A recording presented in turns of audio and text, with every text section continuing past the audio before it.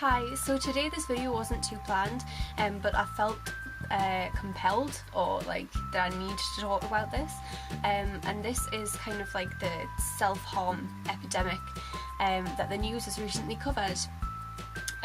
So on February the 6th, which was 4 days ago, ITV News did a piece on self-harm, and I was absolutely outraged by what one guy in particular said. So I sent them this massive email.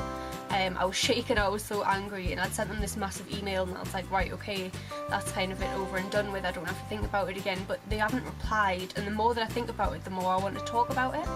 So today I'm going to read the email and kind of like discuss things that I think about it. Okay, so before I start, you need to kind of like take into consideration that this was late at night, I was really angry, I was writing this email. I try to make it sound like as non-threatening as possible, but sometimes shit happens. So, I'm just reading off my phone. So, Dear Sir/Madam, on the 6th of February, ITV News Time Tees aired a piece about self-harm, which I've already explained. During this, Paul McCardle, who's a child psychiatrist, stated, "Deliberate self-harm transmits rather like a flu virus. It's a behaviour that has become current among certain vulnerable young people." Now, can we just take a minute and really let that sink in? So, in the second part of that, I've said, let me emphasise that. Deliberate self-harm transmits rather like a flu virus. Yeah. Okay, so this is when I actually, get into the email. So first of all, bitch, I didn't say that. First of all, how can self-harm not be deliberate? The literal definition of self-harm is to deliberately injure yourself. Dictionary stuff here. Considering that McCardle is a psychiatrist, he should at the very least understand the terminology that he's using. I think that's a fair point.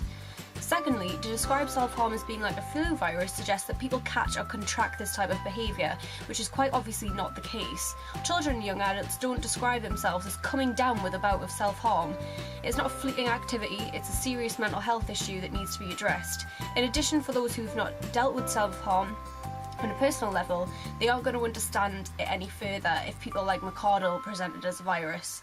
And I think this is the thing that annoyed me most, because people who have self-harmed in the past, I can't get my words out today, people who have self-harmed in the past kind of, get the logistics of it, obviously, because they've been through it, but people who don't understand it and don't understand mental illness, being told something that, in my opinion, is completely wrong, is not going to help them understand it any further. So I didn't really know where they were trying to go with this news piece.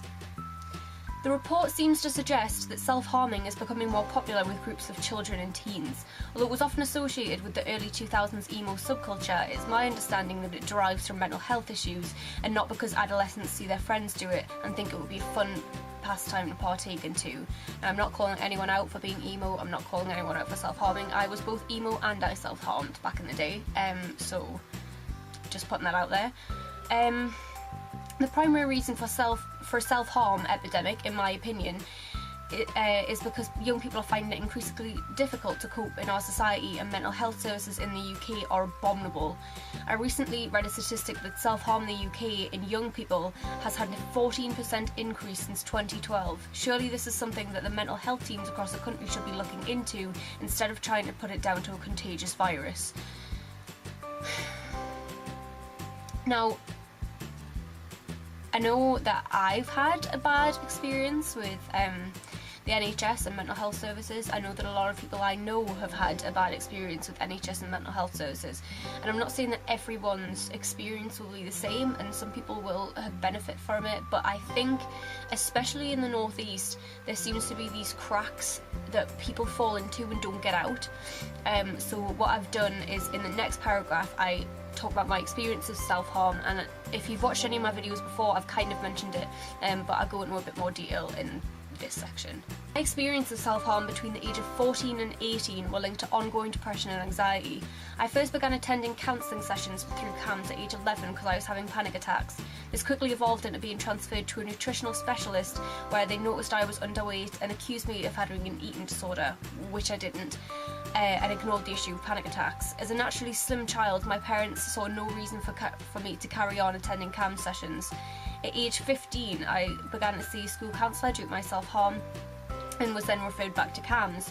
Between the ages of 16 and 17, I was passed to psychologist to psychologist. I think there was about 4 in total, none of which fully addressed my anxiety, depression, suicidal thoughts. Again, I was labelled with an eating disorder because they were all too happy to falsely diagnose me due to physical signs of being underweight, but ignored the psychological issues I was experiencing.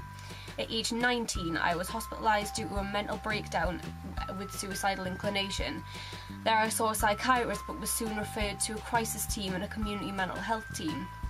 The crisis team weren't particularly interested in my suicidal thoughts as long as I wasn't actively trying to kill myself.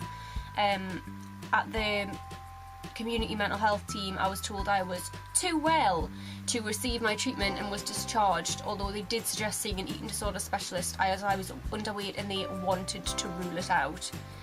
After being discharged, I would then desperately try to seek help, eventually receiving sessions with streetwise and talking therapies. Neither of these managed to kind of like help me with my psychological problems. I do appreciate that they were there and that I did manage to get sessions with them. Moving on to my last encounter with the NHS mental health services, I was 21, which I am now, and I had suicidal thoughts and called the crisis team. Unsurprisingly, unless I had a noose wrapped around my neck, they weren't interested. I thought I would whack all of that in just to kind of like drive home the point that the mental health services in this area are shocking. I mean, this is just my experience, and like granted, this might be not the same for everyone, but I feel that I had to really like tell them how it was. So my closing few paragraphs. In my opinion, mental health services in the North East have failed me. It's not a self-harm epidemic that young people are experiencing here in the North East, but instead a mental health service epidemic. If adolescents aren't getting the help they need, then it's inevitable that you're going to find their own way of dealing with it, be that through self-harm, substance abuse, alcohol, etc. Instead of branding self-harm with ridiculous statements such as McArdle's, influential broadcasts need to be addressing the real issue, and that is that the mental health services in the UK are not acceptable.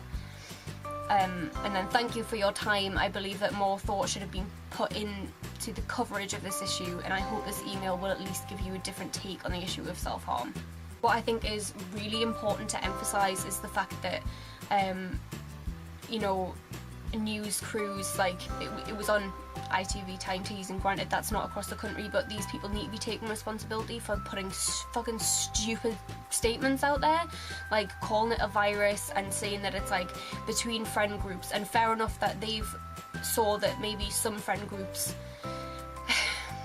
have more of an inclination to self-harm, but I think that's more to do with, you know, people with mental health issues tend to stick together. I know that me and my friends, I had quite a lot of friends who self-harm, but the reason that I was friends with them in the first place is because we could kind of bond over not self-harming but being in the same boat and struggling with things.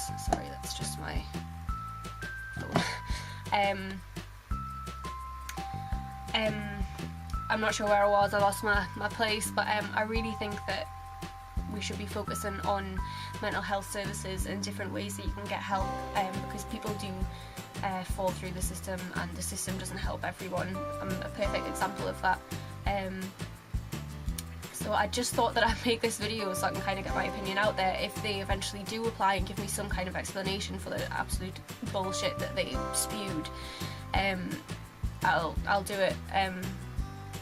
But so far, it's been 4 days and I haven't heard anything back, and I don't believe that they're a hell of a big organisation.